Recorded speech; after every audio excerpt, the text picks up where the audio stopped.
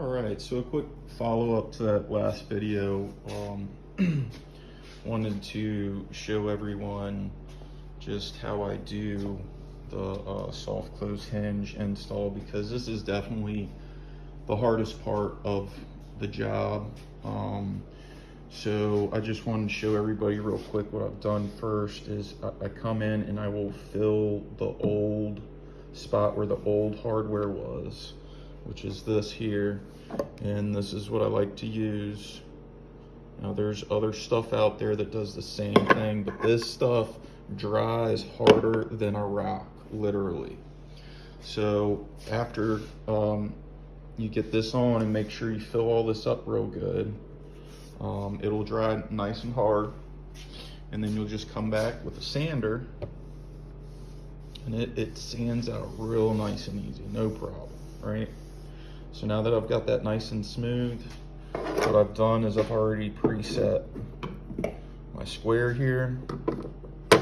So I just butt that right up on here. So that's my spot right there every time, right?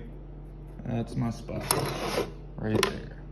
So now, forgive me, I can't remember what size this is. Anyways, you need the appropriate size hole saw here. And then I'm gonna put the tip of this thing right on my mark there. Now this is gonna be a little hard for me to do, obviously, one-handed. So this thing might spin on me. Let's see what happens.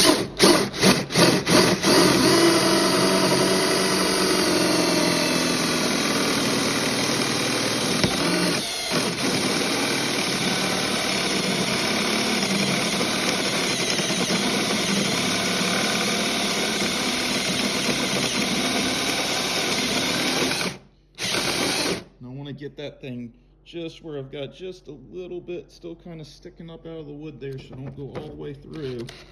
But there you go.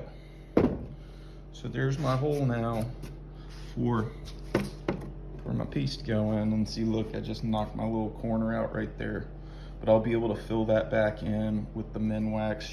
This is just a real weak point here. I've had this happen on a few of them, but real easy to repair right there, so no problem. But anyway, so now what we'll do is this is just gonna fit in here real nice. It pops right in, right?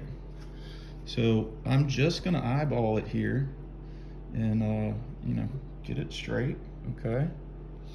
Now, the soft close hinges I got here are a little bit more expensive than some of the others, but you can still get something just as good for a little cheaper. However, this one comes with this little plastic piece here, and this is a little more challenging, and I would recommend staying away from these hinges if you are a beginner on this, because what you can do is you don't really need to do what I'm about to do. Is I'm going to drill a hole big enough for this to fit in, but what you can do if it's easier for you, and believe me, it's just easier in general, is just get yourself 2 little small screws that'll fit in this hole, where the ones that come with this do not have a point on it, so I can't just like drive that in, but it's not what I'm trying to do anyways. So now that I've got my piece in there, don't mark it with a pencil, because believe me, you can go ahead, get a small drill bit. It's gonna go right in there, right? Get it nice and centered. And you just wanna go in just a little bit, right? All we're doing is making a nice little pilot hole. Okay? So now, at this point, if you're not trying to put this thing in, this is where you can stop, and then now take your 2 small screws and just screw it in, and boom, it's done. Now, obviously, that's going to be after this is painted and finished and all that stuff, but either way, this is now prepped for you, okay? So I'm going to go to the next step here, because I like using these little things. And why these are good also is because once you have them in here, you can back this screw in and out and in and out and in and out as many times as you want, and this thing's always going to hold it. As if you're backing a screw out of the wood over and over again, you got to adjust something or what have you, you can have some more problems there. So also I don't know if you can kind of see that black line on my drill bit as well. You can see the tape, but that's showing me how deep to go with my drill bit to match this piece here. Okay, so I've got some guides and stuff on here. I'm not just guessing. Now this is the hard part. You really want to be kind of gentle here so you don't break out into the circle that we've already cut. All right, so I'm at my line. Let's get that out. I'm gonna hit my other one here.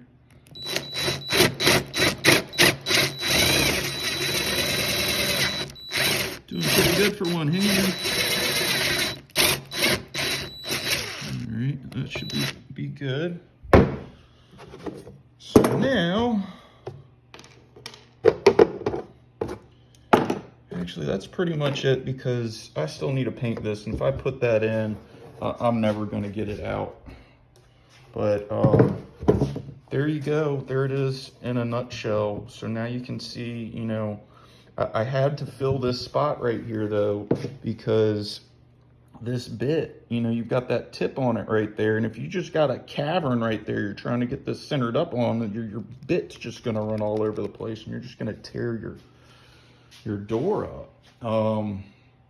So that's the reason behind filling that, and also the reason behind going right back on top there is, you know, no matter how well you really kind of fill this spot and whatnot, and paint it and do all this stuff, if you look hard enough you can kind of see it. And I just like having, you know, this piece is just hiding everything now. Boom, it's all gone.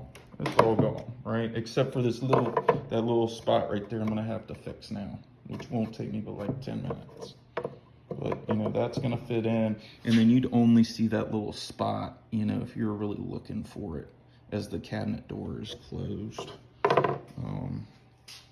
One other thing worth mentioning is with these bits here, and you're doing a bunch of doors, get yourself a file, because otherwise you're going to be throwing these bits away after you've done about 5 or 6 doors, because it's just going to start smoking these holes right here. All right, so you got to come back and refile these edges back down here.